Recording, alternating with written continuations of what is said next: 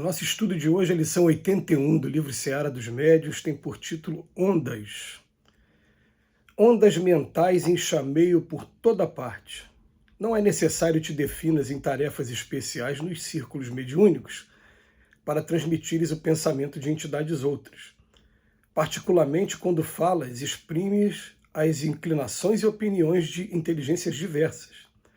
Sentes, pensas, ouves, lês e observas, e em qualquer desses estados de alma assimilas influências alheias. Medita assim na função da palavra que despedes. Cada peça verbal pode ser comparada a certo veículo de essências mentais determinadas. A preleção edificante é lâmpada acesa, a conversa maledicente é prato de lama. O reparo reconfortador é bálsamo de coragem, a indicação caluniosa é poção corrosiva. A nota de fraternidade é injeção de bom ânimo. O gracejo inoportuno é dissolvente da responsabilidade. O registro da compreensão é recurso calmante. A anedota deprimente é coagulante do vício. A frase amiga é copo de água pura, o apontamento pessimista é draga de veneno. Cada vez que dizes algo, refletes a teu modo alguém ou alguma coisa. Ideias inúmeras de espíritos encarnados e desencarnados podem fazer ninho em tua boca. A língua, de certa forma, é um alto-falante. Repara a onda que sintonizas. Quem vem acompanhando sabe que a gente está no 12º livro, terminando o 12º livro de Emmanuel. Vamos partir para mais um livro em breve, daqui a pouco mais de uma semana. E se a gente fosse separar as lições, o Emmanuel tem a preocupação o tempo todo de falar para a gente sobre a importância da palavra dita. É mais uma lição que a gente encontra hoje, mas a gente encontra essa lição sobre o termo ondas.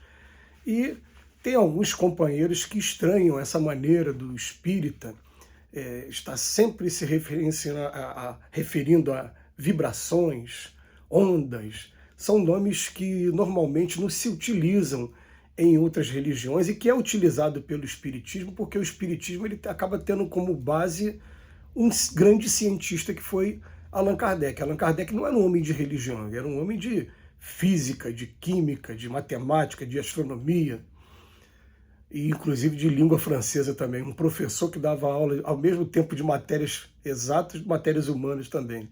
Mas o que acontece? Quando se fala em ondas, a gente remete hoje ao que os nossos amigos físicos, quem trabalha na física quântica, ele está estudando o tempo todo. A gente está cercado de ondas vibratórias, ondas que estão passando, e a gente sintoniza com essa onda e acaba pegando a ideia que ela tem a transmitir. E a gente, com o tempo, a gente foi aprendendo que as ondas mais grosseiras, mais agressivas, elas são muito maiores. E que as ondas realmente que trazem a ideia do amor, elas são ondas mais sutis, ondas que nós temos que fazer um sacrifício muito grande para poder sintonizar. Um dia desse, numa lição aqui também do Emmanuel, veio essa ilustração por intuição, né? Porque muitas das coisas que a gente fala que vem por intuição. A onda da rádio AM é grande, por isso você não consegue ter uma qualidade musical muito grande. Você pode colocar a melhor música, mais bem tocada, mas ela vai parecer que ela está dentro de uma caixa de som antiga, parecendo aqueles parlofones que você ainda rodava na manivela, muitas das vezes. Aí você vai para o AM ou no FM, você consegue ter uma frequência menor, mais sutil e ter mais qualidade. Mas hoje, essas ondas que se transmitem, essas mensagens pelo aplicativo WhatsApp, pelos aplicativos Facebook, são ondas bem mais sutis, que inclusive elas têm capacidade de transmitir de um para o outro vídeos, né, que são muito mais sutis. E quanto mais a gente vai chegando próximo do amor de Deus, são ondas muito mais sutis ainda. E o Emmanuel vem nos convidar a seguinte reflexão. Olha só que coisa interessante. Ele vem falar assim: quando eu falo, eu exprimo inclinações e opiniões de inteligências diversas. São as pessoas encarnadas que estão me influenciando o tempo todo e também são os desencarnados que a gente não está vendo, mas que também estão influenciando a gente com seus pensamentos. Eu recebo aquela ideia, processo aquela ideia e daqui a pouco eu estou jogando as palavras. E o Emmanuel, ele vem fazer, como sempre, uma reflexão em torno do tipo de palavra. Ele fala que cada peça verbal pode ser comparada a um certo veículo de essências mentais determinadas. E vou ser sincero com você, gente, eu visto muito a carapuça no que o Emmanuel está dizendo aqui, que ele fala para a gente, ó, quando a gente faz uma preleção edificante, é a lâmpada acesa. Quando eu estou aqui procurando interpretar o Emmanuel, quando eu estou fazendo o estudo, a gente está na fase da lâmpada acesa. Mas quando a gente sai, se a gente se permitir entrar numa conversa maledicente, é prato de lama. Aí depois ele fala, o reparo confortador, quando você chega perto de um amigo para falar com ele com todo carinho, e às vezes sinceridade, mas com carinho, falar para ele, na minha opinião, você está errado. Só vigia nesse ponto, e ver se a pessoa vai aceitar ou não, mas dependendo de como você falar, aceita. Ele está falando para a gente ali, é um bálsamo de coragem. Agora, se for alguma coisa caluniosa, é uma porção corrosiva. Por quê? Porque é aquele velho ditado que eu só ouvi na doutrina espírita, né? Quando um dedo está apontando, outros 4 estão apontando para mim aqui. Né? A gente tem mania de ver o cisco no olho do outro, tem uma trave no nosso. Mas, continuando, o que mexe muito comigo aqui, ele fala para mim, a nota da fraternidade é uma injeção de bom ânimo e tal. Agora, graceja inoportuno é dissolvente da responsabilidade. Está querendo levar a pessoa para a ruína, para se entregar a costumes. Agora vem a parte que me diz respeito aqui. O registro da compreensão é recurso calmante. Agora, a anedota deprimente é coagulante do vício. Eu falo por mim porque assim, eu gosto muito de ver programas de piada e a gente tem que tomar muito cuidado quando vai reproduzir essas piadas, porque quem conta piada, na verdade, está querendo provocar riso na outra. E o riso, é claro que ele é terapêutico.